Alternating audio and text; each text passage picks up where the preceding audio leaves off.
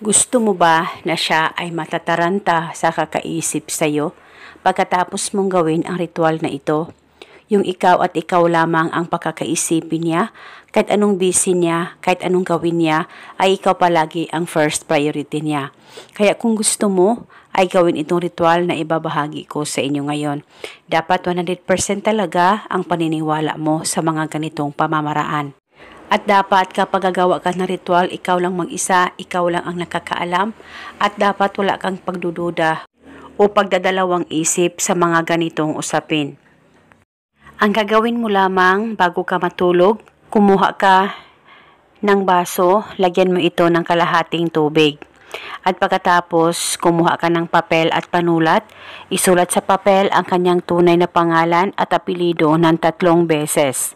At pagkatapos mo na itong masulat, tupiin ang papel at ilagay ito sa baso na inihanda mo na may kalahating tubig. At maglagay ka rin ng 1 kutsarang asin at 1 kutsarang suka. At pagkatapos mo nang malagay lahat, kunin ang baso, hawakan ito sa 2 kamay mo, ipikit ang mga mata mo, pakaisipin mo siya ng mabuti at ibulong mo ang spell na ito. Pangalan at apelido, sa kapangyarihan at tulong nitong ritual, ikaw ay matataranta sa kakaisip sa akin.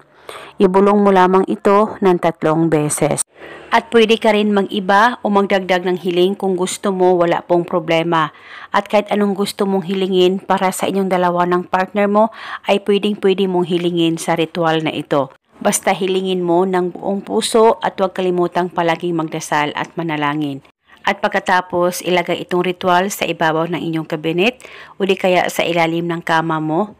Basta itago ito hanggang 3 araw. At pagkatapos ng 3 araw, ay pwede mo na itong itapon sa inidoro. At kung gusto mo, pwede kang gumawa ulit kung nagustuhan mo ang epekto nito. At eto muna sa ngayon, maraming salamat po sa panonood. May God bless us.